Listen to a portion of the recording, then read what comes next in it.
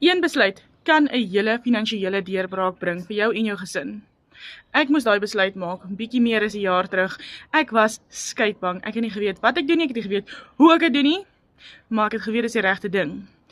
Hou in gedagte, die aanlyn wêreld groei geweldig baie.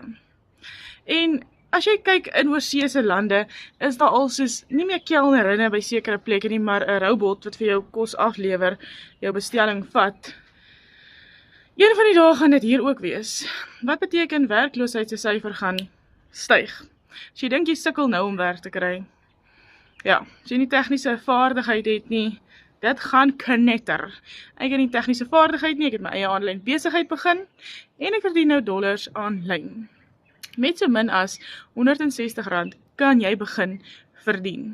Kan ek jou wys hoe jy dit ook kan regkry as jy 'n paar videoetjies terug gaan blaai, so jy sien ek het geld uitgeklok meer as een keer.